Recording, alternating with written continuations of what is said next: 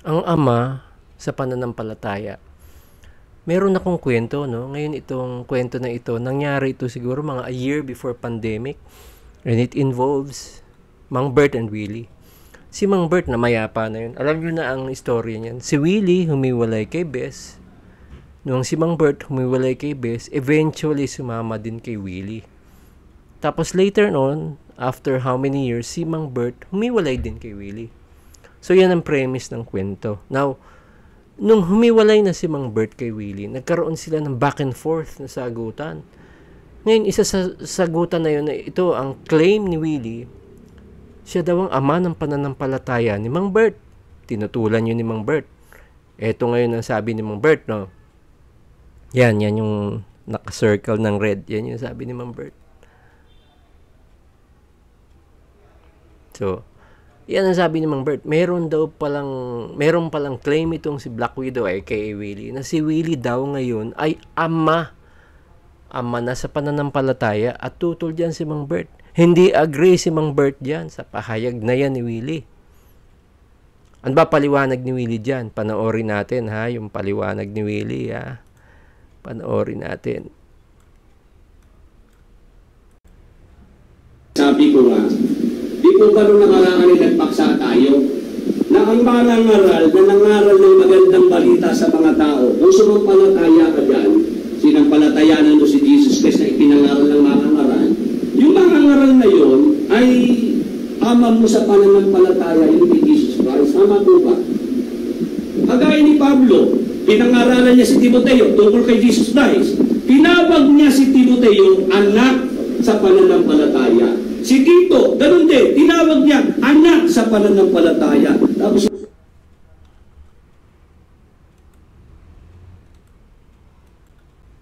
Yan. Ito sabi ni Willie ha.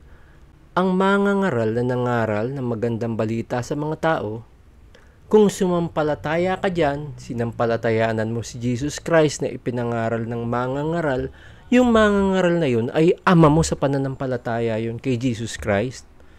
Kagaya ni Pablo, pinangaralan niya si Timoteo tungkol kay Jesus Christ. Tinawag niya si Timoteo anak sa pananampalataya. Si Tito ganun din, tinawag niyang anak sa pananampalataya. Yan ang premise ni Willie. So, gamit yung premise na yan, ina-apply niya yan sa sarili niya. Oo, pakinggan natin ha. binasa ko lang yung talata. Sabi ko, mga kapatid, sino ba nangaral sa inyo kay Jesus Christ? Hindi ba si Brother Willie? Tama po ba? Tama po ba? Payag po ba kayo? Payag po. Kung meron pa lang hindi payag. Meron pa lang hindi payag. Ha? Binasa ko lang naman, hindi tutulan ninyo. Ha? Magaling lang kayong mangancho pagka hindi ako kaharap. Ha?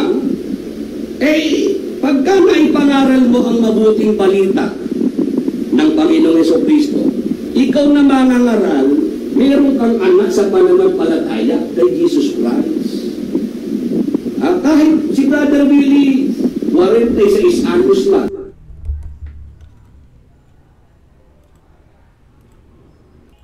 Ayan. Si Willie, na-apply niya sa sarili niya na siya, na ipangaral niya rin ang mabuting balita. Meron din siyang anak sa pananampalataya, thereby making him ama sa pananampalataya. Ang tanong tama ba yung mga pinagsasabi ni Willie ayon sa Biblia? Kasi may patama pa si Willie kay Mang Bert May kasamang hamon si Willie. Dahil alam niyang tutol si Mang Bert sa kanya, sa tawag na ama sa pananampalataya. Pakinggan natin ang hamon pakinggan natin. Usapan rin pananampalataya, wag niyo akong paandaran dito na mas matanda kayo sa akin. Mas matanda nga kayo sa edad hindi mo naman makita na talagang kayo matanda sa lahat ng aspeto. Wag niyo akong paandaran. Tinuro ko nasa Biblia. Tumutulong pala kayo. Di ba? Maglitaw kayo ng matay lang magtutol. At kumbaga po ay ang tawag doon ay Oo, sa power niyo yung katwiran nilitaw ko. Tama po ba?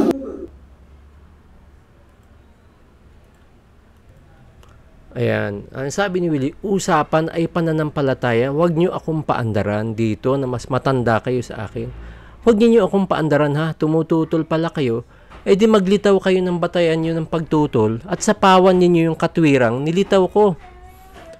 Yan ang hamon ni Willie. Huwag daw siyang paandaran at maglitaw daw ng batayan ng pagtutol at sapawan ng katwirang nilitaw niya. Eh patay na si Mang Bert eh. Tayo na lang ang sumagot sa hamon ni Willie. Patunayan natin na tama lang na iniwan ni Mang Bert si Willie at that time ha. Paandaran natin si Willie ha. Paandaran natin ano. Pinagpapauna ko na no. Ang gagamitin nating version for this discussion ay KJV o TAB. Hindi tayo gagamit ng Magandang Balita Bible Version or MBB. Eh bakit? Logically, as much as possible, ang gusto natin, ang hinahanap natin ay yung totoo. And when it comes to the Bible, ang totoo na makukuha natin ay yung pinakamalapit sa pinanggalingan ng salita. And in this case, sa Hebrew or Greek. Huwag niyong paniwalaan, ang pinagsasabi ni Willie, pakinggan muna natin ito. May sinabi kasi siya eh. So, ito ang sabi niya ha, ito ang sabi niya. Sapagkat ang Diyos ay galit na galit. Ang binasa ko po, Magandang Balita Biblia. Pag pala umuuga, nayayanig ang lupa dahil ang Diyos po'y galit na galit. Yung Magandang Balita Biblia, kaya po ito'y madalas ko ring basahin, gamitin, kasi mas madali pong maintindihan ng mga nakikinig pagka Magandang Balita Biblia po ang binabasa. Si Soriano lang naman ang nagsabing ito hindi katiwa-tiwalang salit. Diyan kayo natsubibo ni Soriano. Magandang Balita Biblia, hindi katiwa-tiwalang salin yan. Yan ikay nilikot na salin yan.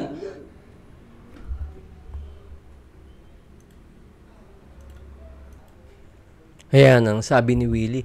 Kaya daw niya ginagamit ang MBB version para mas madaling maunawaan ng mga tao. Hindi daw totoo na nilikot na salin yun. Ang totoo, kaya ginagamit ni Willie ang MBB version para pumabor sa gusto niyang patunugin.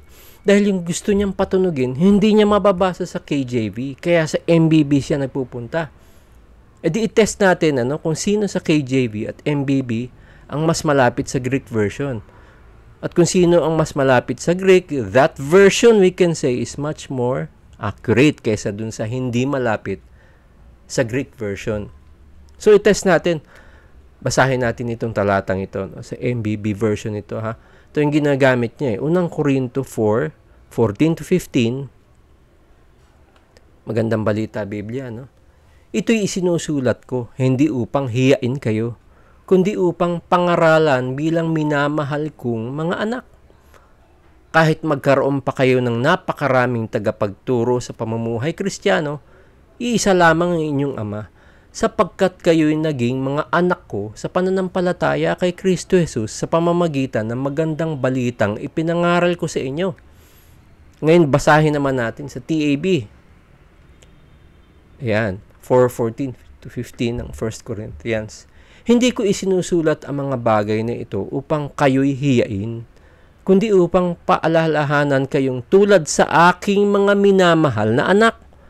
Sapagkat bagaman magkaroon kayo ng 10,000 mga guro kay Kristo, ay wala nga kayong maraming mga ama, sapagkat kay Kristo Jesus ipinanganak ko kayo sa pamamagitan ng Ebanghelyo. So dito makikita natin yung discrepancy. Sa MBB version, may term na anak ko sa pananampalataya or child in faith or son in faith. Pero sa TAB, wala kang mababasang anak ko sa pananampalataya. Ano ngayon ang magiging preference natin? E di ang hanapin natin ay yung salin na mayroong Greek translation. Basahin natin Ito, King James Version 4:15, 1 Corinthians. For though ye have 10,000 instructors in Christ, yet not many fathers, for in Christ Jesus I have begotten you through the gospel. Yung nasa KJV, may direct translation sa Greek. Basahin natin, Basahin yun, tingnan natin. Ayan, 1 Corinthians 4:15. So dito, nakikita natin na yung nasa Greek translation, tumutugma sa KJV. Sa KJV, wala ka rin mababasang anak ko sa pananampalataya. At tumutugma din yan sa TAB. Wala ka rin mababasang anak ko sa pananampalataya. Bagkus ang nababasa sa KJV, for in Christ Jesus I have begotten you through the gospel. Na tumutugma sa TAB, sapagkat kay Kristo Jesus ipinanganak ko kayo sa pamamagitan ng Ebanghelyo. At itong dalawang ito, KJV at TAB, tumutugma sa Greek translation na malayo naman sa MBB. Sapagkat kayo'y naging mga anak ko sa pananampalataya kay Kristo Jesus sa pamamagitan ng magandang balitang ipinangaral ko sa inyo. Iba di ba? So, ang magiging preference natin gamitin ay KJV at TAB instead of MBB. Although magagamit pa rin naman natin ang MBB version for cross-reference or comparison. Pero with it comes to doctrine, dahil nga meron itong basis sa Greek translation, we would prefer KJV and TAB. So tingnan muna natin naging batayan ni Willie. To, start natin to. Tingnan natin batayan ni Willie. Unang Timoteo 1:1 hanggang 2. Si Pablo na apostol ni Kristo Jesus ayon sa utos ng Diyos na ating tagapagligtas at ni Kristo Jesus na ating pag-asa, kay Timoteo na aking tunay na anak sa pananampalataya, biyaya, kahabagan at kapayapaan nawang mula sa Diyos na Ama at kay Kristo na Panginoon natin. Ayan, ayon kay Pablo, si Timoteo ay tunay na anak sa pananampalataya. Yan ang nakasulat sa Bible, ha. Ito pabasahin natin. Tito 1:4. Kay Tito na aking tunay na anak ayon sa pananampalataya ng lahat, biyaya at kapayapaan nawang mula sa Diyos Ama at kay Kristo Jesus na tagapagligtas natin. Ayan, ayon kay Pablo, si Tito ay tunay na anak ayon sa pananampalataya ng lahat. According to the Bible, ha, si Timoteo tinatawag ni Pablo na anak. Basahin natin, 1:18 ng 1 Timothy. Ang biling ito ay pinagtatagubiling ko sa iyo, Timoteo, na aking anak. Ayon sa mga hula na nangauna tungkol sa iyo, upang sa pamamagitan ng mga ito ay makipagbaka ka ng mabuting pakikipagbaka. Pero i-clear natin na si Timoteo ay hindi anak ni Apostol Pablo sa laman. Dahil hindi nag-asawa si Apostol Pablo Basahin natin 1 Corinthians 7:7-8. Kaya't ibig ko sana na ang lahat ng tao ay maging gaya ko. Ngunit ang bawat tao ay mayroong kani-kaniyang kaloob na mula sa Diyos. Ang isa'y ayon sa parang ito at ang iba'y ayon sa parang yaon. Datapwat sinasabi ko sa mga walang asawa at sa mga babaeng bao, mabuti sa kanila kung sila'y magsisipanatiling gayon sa makatuwid bagay gaya ko. Ayan si Pablo, hindi nag-asawa, confirming na si Timoteo ay hindi niya anak sa laman, kundi tinatawag niyang anak dahil tinuturing niyang anak sa pananampalataya. Gaya ni Tito. Ito pa isang patunay. 16:1 ang gawa. At siya'y naparoon din naman sa Derbe at Listra. At naroon ang isang alagad na nagngangalang Timoteo, na anak ng isang Hudyang sumasampalataya at datapwat Griego ang kanyang ama. Ito pa isang patunay na si Timoteo ay hindi anak ni Pablo sa laman. Dahil ang ama ni Timoteo ay Griego. Maliwanag sa Biblia yan. Samantalang si Pablo ay Hudyo. Kasi, ialis lang natin Maaaring may mag-iisip na si Timoteo ay anak ni Pablo sa pagkabinata. Kaya, basahin natin Gawa 21:39, datapwat sinabi ni Pablo, ako'y Hudyo na taga Tarso sa Cilicia, isang mamamayan ng bayang hindi ko kaunti ang kahalagahan, at pinamamanhik ko sa iyo na ipahintulot mo sa aking magsalita sa bayan. 22:3, ako'y Hudyo na ipinanganak sa Tarso ng Cilicia. Datapwat pinapag-aral sa bayang ito sa paanan ni Gamaliel na tinuturuan alinsunod sa mahigpit na kaparaanan ng kautusan ng ating mga magulang. Palibhasa'y masikap tungkol sa Diyos na gaya ninyong lahat ngayon. Kaya hindi anak ni Pablo si Timoteo sa laman in any way ayon sa Biblia. So ito ano bang klaseng mananampalataya si Timoteo? Basahin muna natin. 1 Corinthians 4:17. Dahil dito'y aking sinugo sa inyo si Timoteo na aking minamahal at tapat na anak sa Panginoon, na siya ang sa inyo'y magpapaalaala ng aking mga daang nanga kay Kristo gaya ng itinuturo ko saan mang dako sa bawat iglesia. So si Timoteo pala, mahal ni Pablo at tapat na anak sa Panginoon. At si Timoteo, mapagpaalala sa daang nanga kay Kristo gaya ng itinuturo ni Pablo. So si Timoteo pala ay isang mangangaral tulad ni Apostol Pablo. Ito basahin pa natin 4:12-13 ng 1 Timothy. Huwag hamakin ng sino man ang iyong kabataan, kundi ikaw ay maging uliran ng mga nagsisisampalataya sa pananalita, sa pamumuhay, sa pag-ibig, sa pananampalataya, sa kalinisan. Hanggang ako'y pumarian ay magsikap ka sa pagbasa, sa pangangaral, sa pagtuturo. So, pinagtitibay nito na si Timoteo pala ay nangangaral at nagtuturo. Kaagapay ni Apostol Pablo sa pangangaral. 2 Timothy 4:5. Ngunit ikaw ay magpigil sa lahat ng mga bagay. Magtiis ka ng mga kahirapan. Gawin mo ang gawa ng ebanghelista. Ganapin mo ang iyong ministeryo.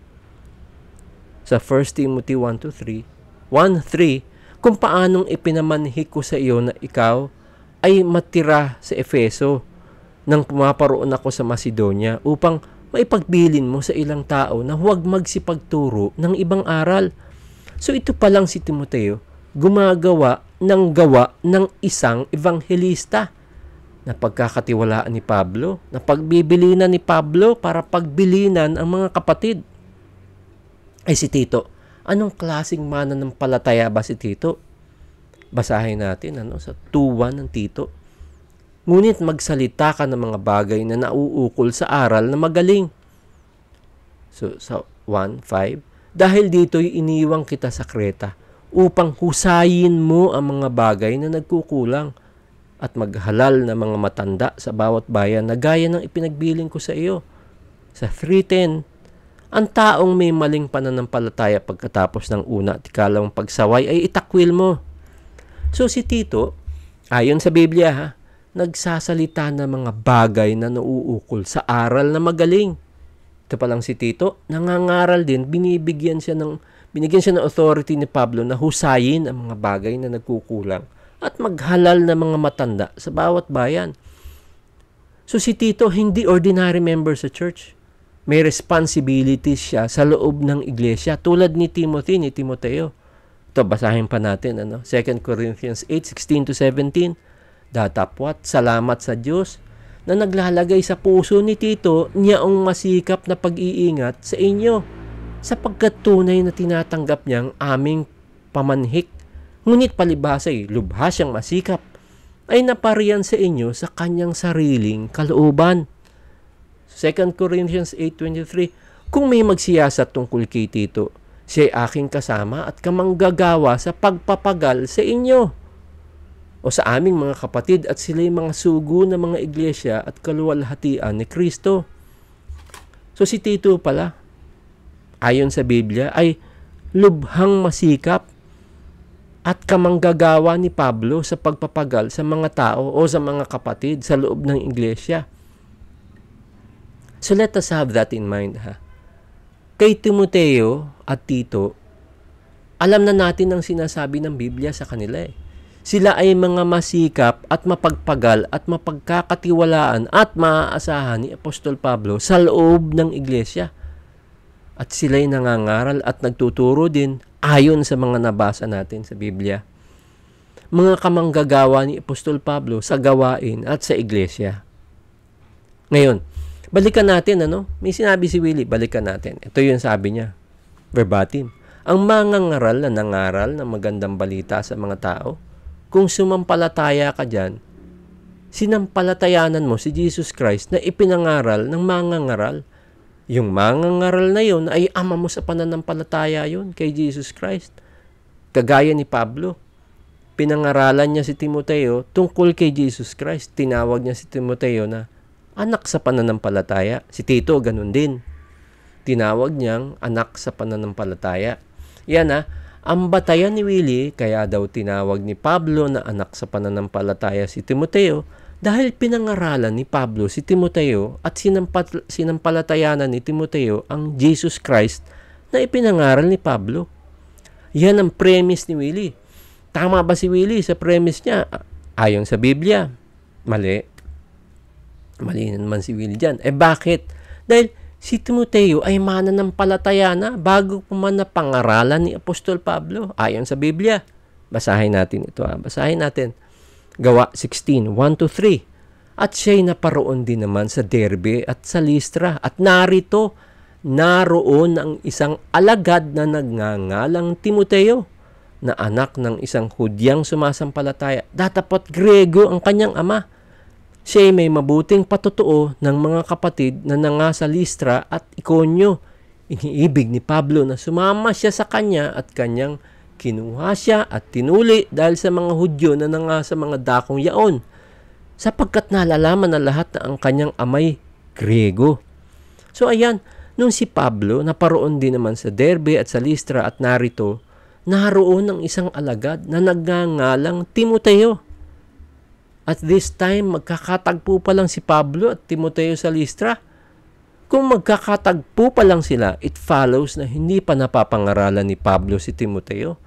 Pero si Timoteo at this point, tinatawag na sa Biblia na isang alagad o disciple. Basahin natin, King James Version, Acts 16:1. Then came he to Derbe and Lystra, and behold, a certain disciple was there, named Timotheus, the son of a certain woman, which was a Jewess, and believed, but his father was a Greek. Ayan, si Timoteo, tinatawag na disciple sa Biblia, even before siya napangaralan ni Apostol Pablo. Isa ng mananampalataya si Timoteo bago pa siya napangaralan ni Pablo . Saan ang galing yun? Ano pinanggalingan? So, ito, basahin natin 2 Timothy 1:5. Na inaalala ko ang pananampalatayang hindi pa kunwari na nasa iyo, na namalagi muna kay Loida na iyong lelang at kay Eunice na iyong ina, at ako'y naniniwalang lubos na nasa iyo rin naman. Ayan, yung palang pananampalataya na kay Timoteo, na malagi muna kay Loida na lelang ni Timoteo at kay Eunice na ina ni Timoteo at na kay Timoteo din naman. Doon pala dumaan ang pananampalataya ng Timoteo. Doon nagsimula. Kailan nagsimula yun? Basahin natin ulit. 2 Timothy 3:15. At mula sa pagkasanggol ay yung nalalaman ang mga banal na kasulatan na makapagpapadunong sa iyo sa ikaliligtas sa pamamagitan ng pananampalataya kay Kristo Jesus. Ayon sa Biblia, mula sa pagkasanggol ay nalalaman na ni Timoteo ang mga banal na kasulatan. Doon nagsimula ang pananampalataya ni Timoteo at unti-unting nag-progress yun habang tumatanda si Timoteo hanggang magkatagpo sila ni Pablo. Ayon sa premise ni Willie, kung ikaw na mangangaral na nangaral sa tao at yung taong yun ay sumampalataya sa ipinangaral mo, ikaw na mangangaral, natatawag kang ama sa pananampalataya. Dahil yung pinangaralan mo na sumampalataya ay natatawag na anak mo sa pananampalataya. Si Timoteo, mananampalataya na bago pa sila nagkatagpo ni Pablo . Si Timoteo, alagad na bago pa sila nagkatagpo ni Pablo. Pero in spite of that, tinatawag pa rin ni Pablo si Timoteo na anak niya sa pananampalataya. Therefore, mali ang premise ni Willie. Mali ang batayan ni Willie. Mali na naman si Willie. Dahil si Timoteo pala, mananampalataya na before pa sila nagkatagpo ni Pablo ayon sa Biblia. Therefore, may ibang kadahilanan ng pagkatawag na anak sa pananampalataya kay Timoteo ni Pablo. Hindi yung kadahilanan ng sinasabi ni Willie na pinangaralan ni Pablo si Timoteo kaya naging mananampalataya si Timoteo. Hindi ganun.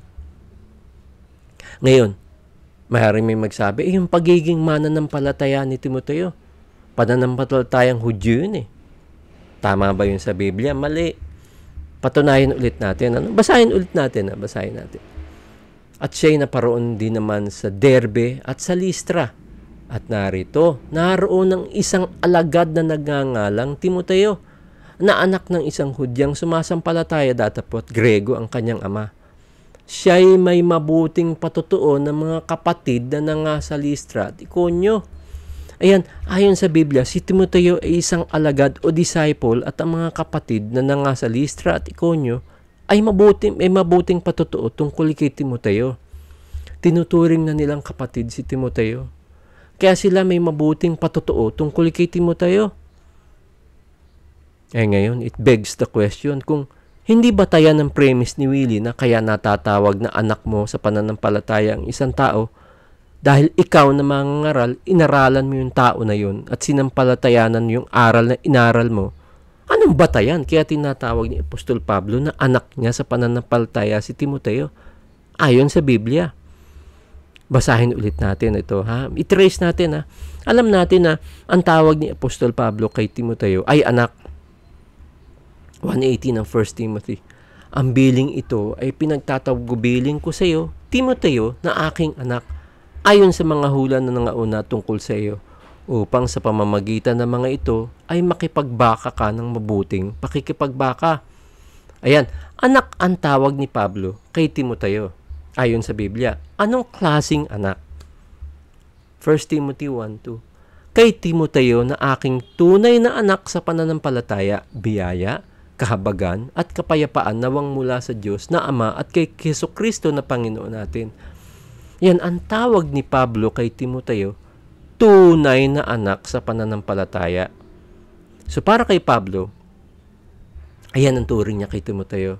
Ngayon basahin natin ito sa Filipos 2:19.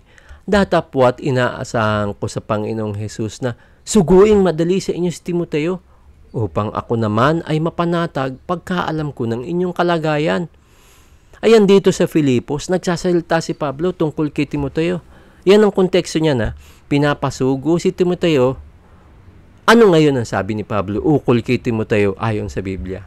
Tuloy natin 2:22 ng Filipos. Ngunit nalalaman ninyo ang pagkasubok sa kanya na gaya ng paglilingkod ng anak sa ama, ay gayong naglilingkod siyang kasama ko sa ikalalaganap ng Ebanghelyo. Ayan, kay Pablo na mismo nang galing na si Timoteo, subok na, gaya ng paglilingkod ng anak sa ama, ay gayong naglilingkod siyang kasama ko sa ikalalaganap ng Ebanghelyo. So, 2:22 ng Philippians, but ye know the proof of him, that as a son with the Father, he hath served with me in the gospel. Ayun, kaya pala natatawag ni Pablo na anak niya sa pananampalataya si Timoteo dahil gaya ng paglilingkod ng anak sa ama, ay gayong naglilingkod si Timoteo kasama ni Pablo sa ikalalaganap ng Ebanghelyo. Yung pala ang dahil kung bakit natatawag ni Pablo na anak niya sa pananampalataya ang kapatid. Kapag nakakasama niyang maglingkod sa ikalalaganap ng Ebanghelyo. Yun ang dahil. Hindi yung dahil na sinabi ni Willie. Mali yun. Ang tanong, anong klaseng paglilingkod ba ang ginagawa ni Timoteo na kasama si Pablo? Basahin natin 16:10 ng 1 Corinthians. Ngayon kung dumating si Timoteo, ingatan ninyo na siya'y mapasa inyo na walang pangamba sapagkat ginagawa niya ang gawain ng Panginoon, naggaya ko rin naman. Ayun. Yung palang paglilingkod na ginagawa ni Timoteo sa gawain ng Panginoon, ay gaya ng ginagawa ni Pablo. Katuwang ni Pablo si Timoteo along with Tito. Kaya natatawag ni Pablo na anak niya sa pananampalataya si Timoteo at Tito. Nakakatulong itong dalawang ito sa gawain ng Panginoon kasama si Pablo sa ikalalaganap ng Ebanghelyo along with their designated responsibility. So, si Timoteo at Tito may special designation sa iglesia. Hindi sila mga ordinary members ng church. May leadership duty sila. Katulad ng mga inilatag natin sa taas na wala sa mga ordinary members ng church. Napagkakatiwalaan sila ni Pablo para sa mga ganong gawain. Kaya nga sila ay anak sa pananampalataya ni Pablo. Ang tanong ano nga ba ang katawagan sa Biblia ng mga members ng iglesia? Basahin natin, Unang Timoteo 4:6. Kung ipaalaala mo sa mga kapatid ang mga bagay na ito, ikaw ay magiging isang mabuting ministro ni Kristo Jesus na kinandili sa mga salita ng pananampalataya at ng mabuting aral na sinusunod mo hanggang ngayon. Ayan, ang mga members ng iglesia, tinatawag na mga kapatid. Ano pa ang tawag sa mga kapatid? So, basahin natin ulit, 4:14-15 ng 1 Corinthians. Hindi ko isinusulat ang mga bagay na ito upang kayo'y hiyain, kundi upang paalalahanan kayong tulad sa aking mga minamahal na anak. Sapagkat bagaman magkaroon kayo ng 10,000 mga guro kay Kristo, ay wala nga kayong maraming mga ama. Sapagkat kay Kristo Jesus ipinanganak ko kayo sa pamamagitan ng Ebanghelyo. Ayan, sa Biblia, ang mga kapatid sa iglesia, tinatawag ding minamahal na anak ni Pablo. Sapagkat kay Kristo Jesus ipinanganak sila ni Pablo sa pamamagitan ng Ebanghelyo. So, sa Biblia, natatawag din ni Pablo na anak ang mga kapatid. Yan yung bunga ng Ebanghelyo ni Kristo. Tinatawag ding anak. Pero yung anak sa pananampalataya, itinawag yun ni Pablo kay Timoteo at Tito. Dahil sa naging kamanggagawa sila ni Pablo sa ikalalaganap ng Ebanghelyo, na hindi itinawag sa ibang members ng church. Although tinatawag silang anak, hindi lahat tinatawag na anak sa pananampalataya ni Pablo. At ang batayan natin ay Biblia, Yung Biblia na may direct translation sa Greek. Hindi katulad ng MBB version na nagagamit for comparison and cross-reference, pero hindi for doctrine. Dahil iba ang translation niya sa Greek version Ngayon alam na natin ang batayan ng anak sa pananampalataya sa Biblia.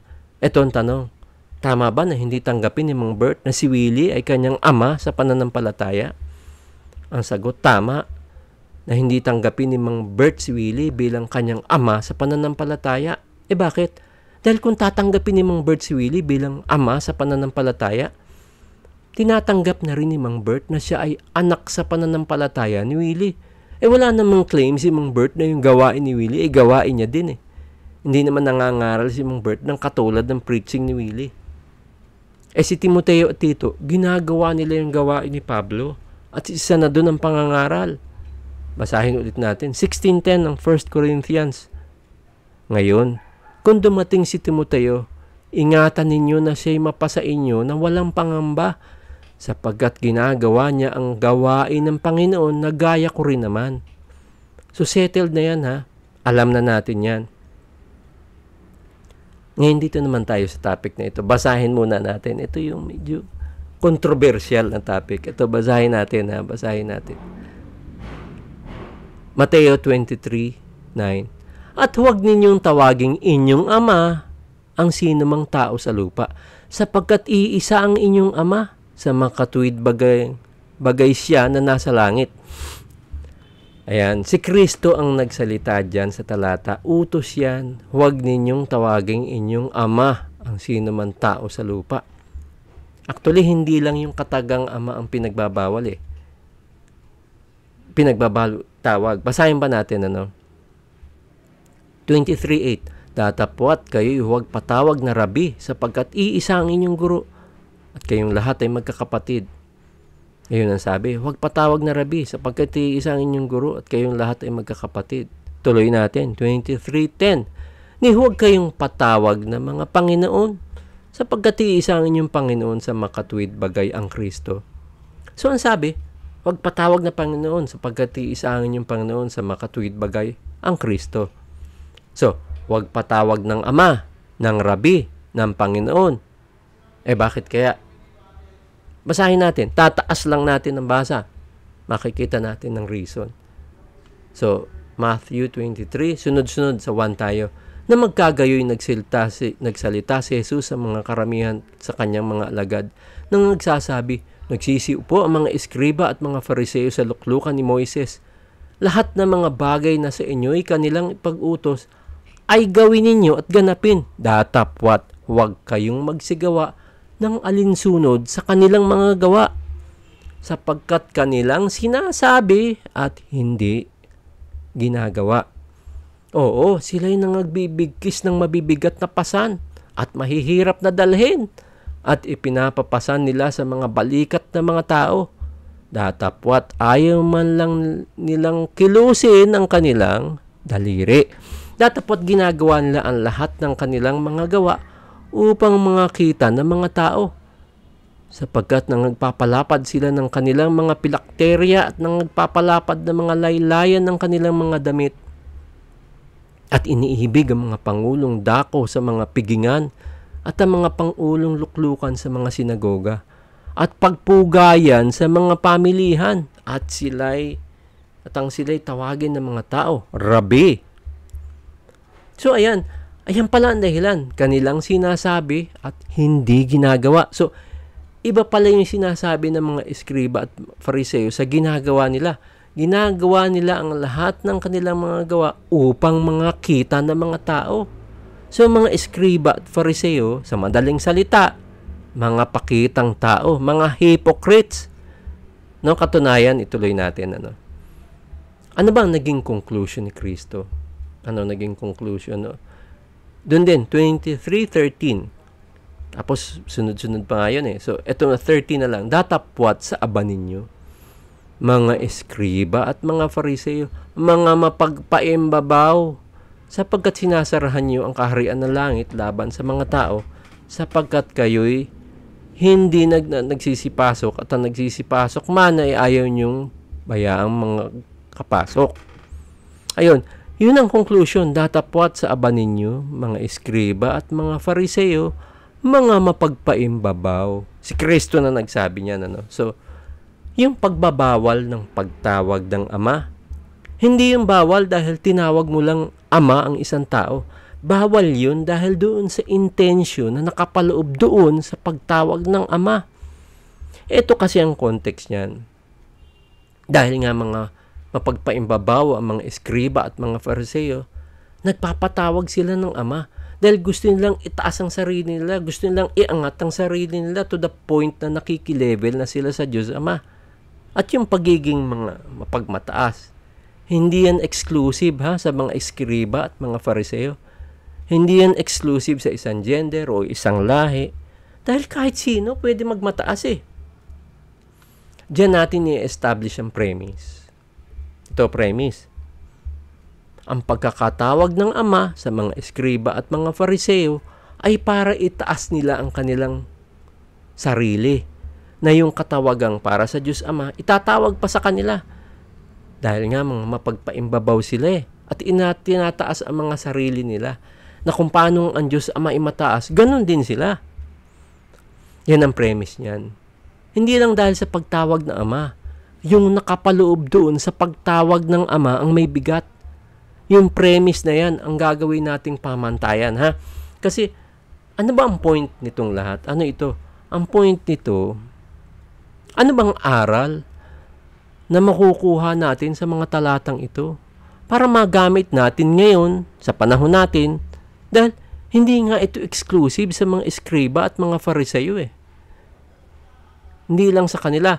Sa panahon natin ngayon, paano ba maia-apply ang matututunan natin dito? Aral ito ni Kristo eh. Ang salita ng Diyos, buhay. May bisa pa rin ito kahit sa panahon natin ngayon. Aalamin lang natin kung paano natin i-apply using the premise as pamantayan. Mag-deduce tayo ng guidelines na kung ano ang allowed sa Biblia. So 1, intentions matter. 2, descriptive, not prescriptive. 3, humility, not vanity. Prescriptive from the word prescription. Parang yung doktor na nagbibigay ng prescription sa pasyente, na nagpiprescribe siya kung anong gamot ang iinumin niya.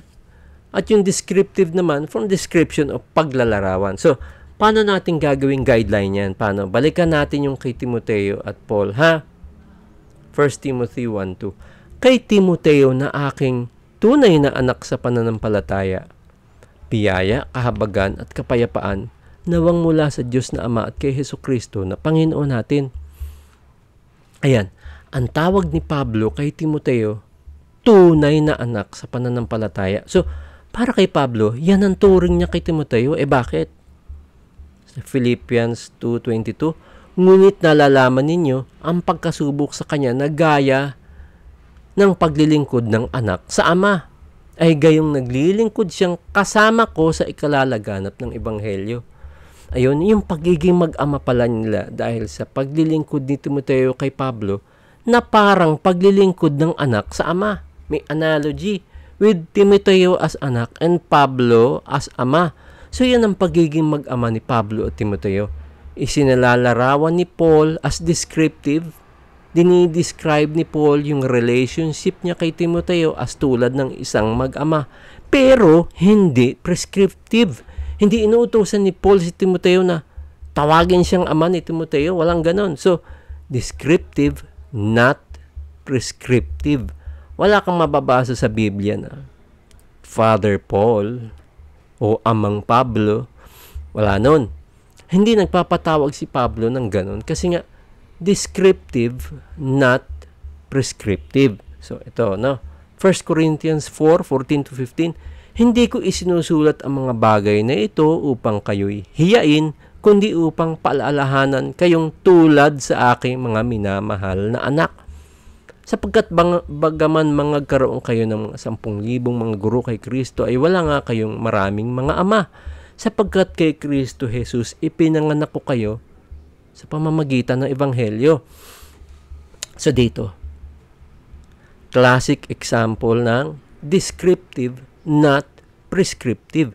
Dinidescribe ni Pablo yung relasyon niya sa mga followers na tulad sa aking mga minamahal na anak. Bakit? Dahil sila ang bunga ng evangelization ni Paul. Hindi sinabing anak sa pananampalataya, kundi tulad sa aking mga minamahal na anak. Pero hindi piniprescribe ni Paul o iniutos ni Paul na tawagin siyang ama ng mga followers. Magkaiba yun eh. So, dinidescribe yung pagiging ama, hindi piniprescribe. Kasi ang mali, yung magpapatawag ka ng ama sa mga kapatid. Yun ang utos ni Kristo eh. Yun ang bawal niya. Huwag niyong tawaging ama ang sino man sa lupa. Ito ha, magbigay pa tayo ng halimbawa. Ito parang real life. Ano pa? Merong 4 na characters. Mga pangalan ito. Alvin, Alberto, Arnel, at Eliseo. Ito ang premise. Ang pagkakatawag ng ama sa mga eskriba at mga fariseo ay para itaas nila ang sarili nila. Na yung katawagan para sa Diyos Ama, itatawag pa sa kanila dahil nga mga mapagpaimbabaw sila at tinataas sa mga sarili nila na kung paanong ang Diyos Ama ay mataas, ganun din sila. So, ang guidelines natin, guidelines na, eto, intentions matter, descriptive not prescriptive, humility not vanity. So, ito, si Alvin, tinatawag na ama o tatay si Alberto. Si Alberto ang biological father ni Alvin. Mali ba si Alvin na tawaging ama si Alberto at magpatawag naman na ama si Alberto? Ang sagot hindi. Hindi mali. Bakit? Kasi hindi pasok sa premise eh. Dahil si Alberto ang tunay na ama sa laman ni Alvin. Tawagin mang ama ni Alvin si Alberto,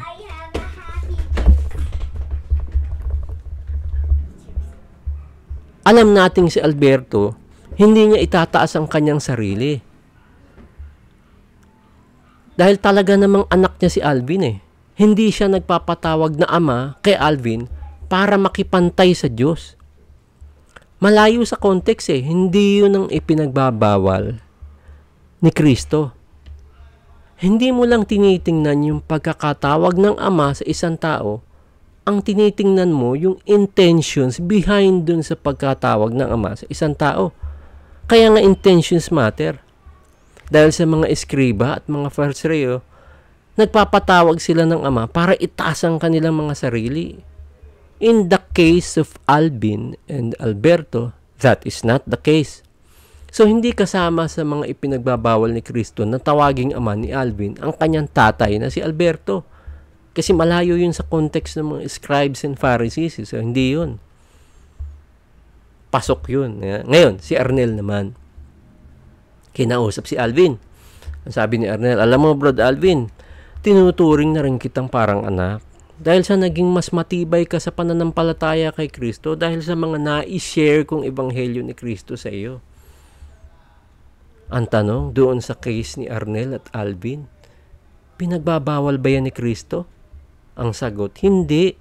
Dahil nga, descriptive, not prescriptive. Dinidescribe lang ni Arnel yung relationship nila ni Alvin na tulad sa isang mag-ama. Pero hindi piniprescribe ni Arnel na tawagin siyang ama ni Alvin. Kaya again, intentions matter. Walang intention si Arnel na magmataas o ingat ang sarili.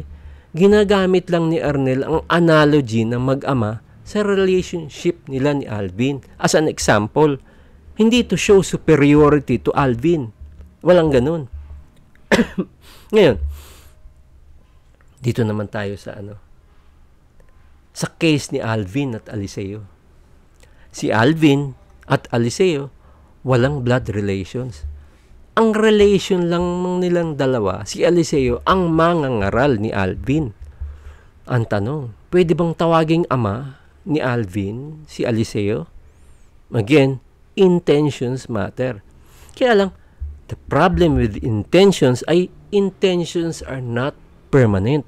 Pwedeng mabuti ang intention mo ngayon, pero bukas hindi na. Nagbabago maraming ganun Nagsimula sa mabuti, natapos sa masama. Lalo na't kumikita na ng malaking pera, meron kasing napagbabago ng pera So, kaya, merong wisdom doon sa utos ni Kristo. Basahin ulit natin, Matthew 23:9. At huwag ninyong tawaging inyong ama ang sinumang tao sa lupa, sapagkat iisa ang inyong ama sa makatuwid bagay siya na nasa langit. Tandaan natin na hindi lang sa ama applicable yan. Bawal din tumawag ng Rabbi at Panginoon sa sino man tao sa lupa. So ano bang wisdom behind dito sa utos na ito ni Kristo? Ang wisdom behind dyan sa utos na yan ni Kristo ay iniiwas ka ni Kristo sa kasalanan. Hindi ka pa nagkakasala, iniiwas ka na niya sa posibilidad na magkasala ka. Ito yung pagtawag ng ama sa sino man tao sa lupa, it's a double-edged sword. Doon sa tumatawag ng ama sa isang tao at yung recipient naman ng pagtawag ng ama. So, balik tayo doon sa Alvin Eliseo example. So, kung si Alvin, tinatawag na ama si Eliseo, dalawa ang posibilidad na mangyayari. O tatlo, kung sabay mangyayari yung 1 and 2. So, 1, si Alvin, tinatawag na ama si Eliseo. Habang tumatagal, hindi namamalaya ni Alvin na itataas na niya si Eliseo sa hindi niya dapat kalagyan. At umabot pa sa puntong sinabi niya na kahit wala ng Holy Spirit, basta't andyan si Brother Eliseo, okay na. Diba? Or tinatawag din ni Alvin si Eliseo na the most sensible preacher of our time. So kung hindi man tawaging ama ni Alvin si Eliseo, dahil sa ibang katawagan niya, hindi niya namamalaya na ilalagay na niya si Eliseo sa pedestal. Yung tiwalang para sa Diyos na ibibigay na ni Alvin sa tao. Yun yung danger niyan bawal ng Diyos yun. Basahin natin sa 17:5 ng Jeremiah. Ganito ang sabi ng Panginoon, sumpain ang tao na tumitiwala sa tao at ginagawang laman ang kanyang bisig at ang puso ay humihiwalay sa Panginoon. So, dyan pa lang, malalabag na yan ni Alvin Dahil yung tiwalang para sa Diyos, na ibibigay niya sa tao. So, number 2, Number 2 na tayo, Number 2. Si Eliseo, na tinatawag ng mga ama ni Alvin, o kung anumang katawagan na itinataas si Eliseo, nung lumalao, naniniwala na rin sa sarili niyang naririnig, na siya ay ama o siya nga ang the most sensible preacher of our time o siya yung honor pumapasok na yun sa isip niya. Pumapasok na yun sa puso niya. Without him knowing it, no? Hindi na niya namamalayan na gano'n na pala siya. O ano nangyari ba? Nagtiwala na siya sa sarili niyang karunungan. Dahil bilib na siya sa sarili niya Ang glory napunta na sa kanya. Hindi na kay Kristo. Bawal din ng Diyos yun Basahin natin sa 3, 5-6 ng Kawikaan. Tumiwala ka sa Panginoon mo. Tumiwala ka sa Panginoon ng buong puso mo at huwag kang manalig sa iyong sariling kaunawaan. Kilalanin mo siya sa lahat ng iyong mga lakad at kanyang ituturo ang iyong mga landas. Ayan, ang liwanag, lean not on your own understanding. Sa kakatawag ni Alvin ng dukhang pantas kay Eliseo, pinanawalaan na ni Eliseo yun at nanalig na sa kanyang sariling kaunawaan. Kung ipaliwanag ang Biblia, sariling unawa na niya ang gamit. Hindi na ayon sa nakasulat sa Biblia. Kasi nga, marunong pa ba kayo sa honor?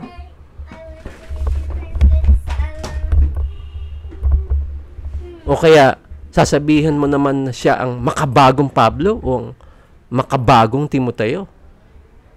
Lahat ng mga katawagan na yan para itaas ang isang tao Inaangat mo siya sa hindi niya dapat kalagyan. Yun ang wisdom behind doon sa utos ni Kristo na huwag mong tawaging inyong ama ang sino man tao sa lupa. Ayaw ni Kristo na magkasala ka. Ikaw na tumatawag na ama sa isang tao at yun namang tinatawag na ama.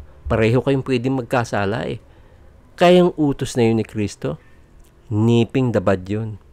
Ito yun the phrase nipping in the bud is an idiom that means to stop something early before it grows, develops, or becomes a bigger problem. It originates from gardening where a bud is the early stage of a flower.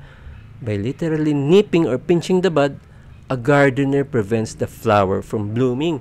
Ayan, nipping the bud, hindi pa problema. Pinuputol mo na para hindi na maging malaking problema.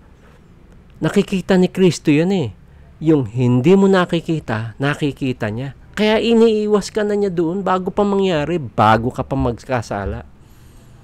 Ngayon, maring sabihin ng iba, hindi naman namin tinataas yan Kahit tawagin naming ama, title lang naman yun.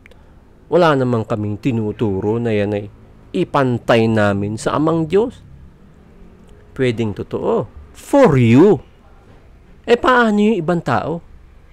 Hindi naman tayo nakakabasa ng puso ng tao Maaring sa'yo, wala lang yun. Pero sa ibang tao pala, na itataas na niya yung tinatawag niyang ama. At yun naman tinatawag na ama, hindi mo rin nababasa ang puso nun. The point is, andun lagi ang danger na merong may tataas na tao na ipinagbabawal ng Diyos. Kasi iba-iba naman level ng pananampalataya So, kaya para maiwasan yun, huwag ninyong tawaging inyong ama ang sino man tao sa lupa. Huwag mo na rin tawaging Rabi, Panginoon, makabagong Pablo, makabagong Timoteo, the most sensible preacher of our time, dukhang pantas. O kaya pag natapos na siya mag-preach, babanat ka ng glory. O kaya bagong-bago po ito, brother, gumuguhit. Or anything na maiaakyat mo sa pedestal ang isang tao. The point is, don't overdo it. Wag you can appreciate the effort. Wag naman to the point na itinataas mo na siya ng sobra, no? So, ano ngayon ang payo ng Biblia? Anong payo? Ito yun.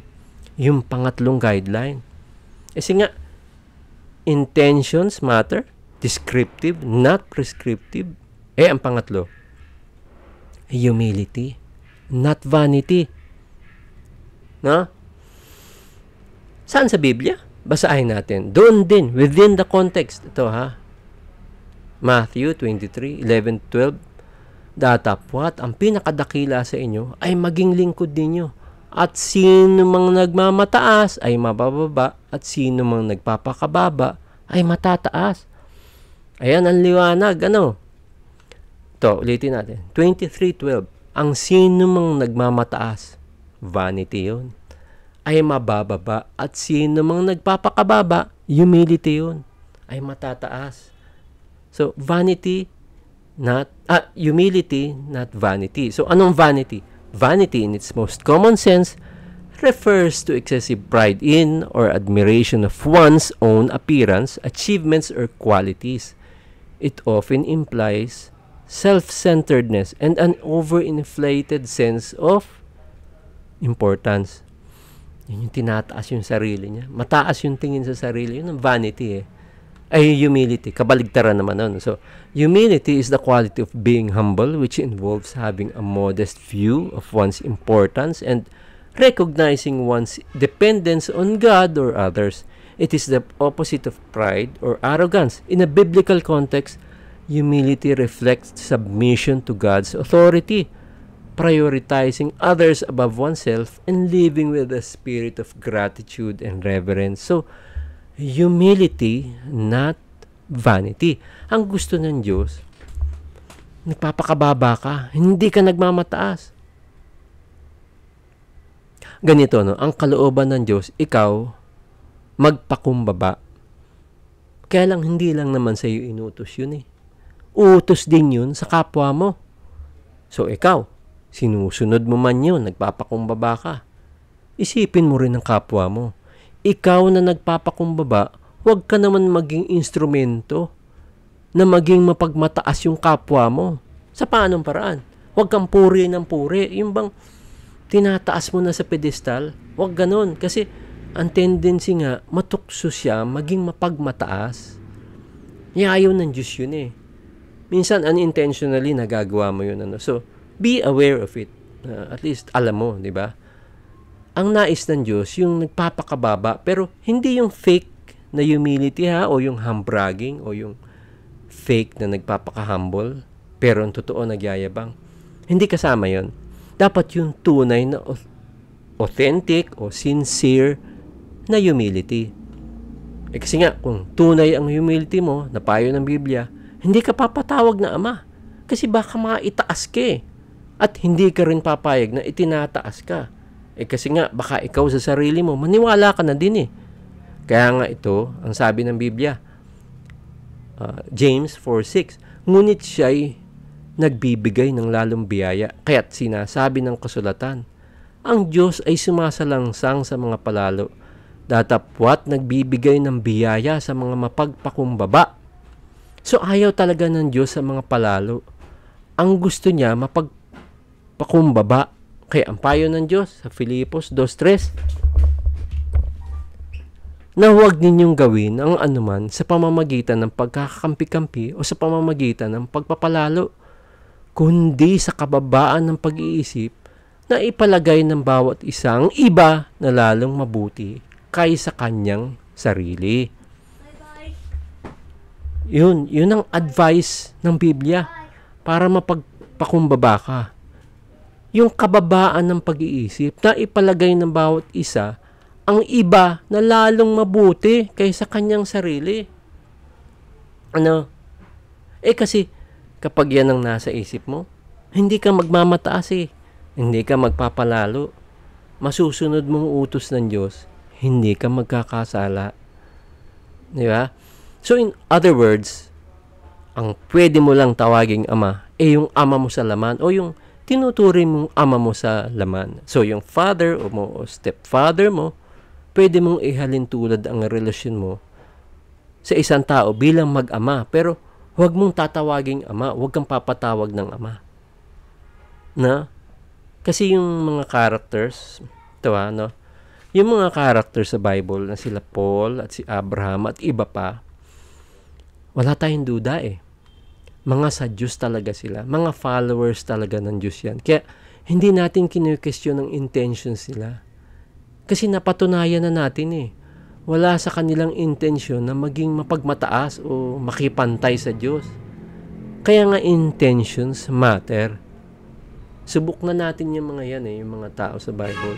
Pero sa panahon natin ngayon, dahil nga hindi tayo nakakabasa ng puso, hindi natin alam ang intensyon ng bawat isang tao Kaya hindi tayo nakakasiguro. Kaya ang utos ng Bible, utos ni Kristo, huwag ninyong tawaging ama ang sino mang tao sa lupa.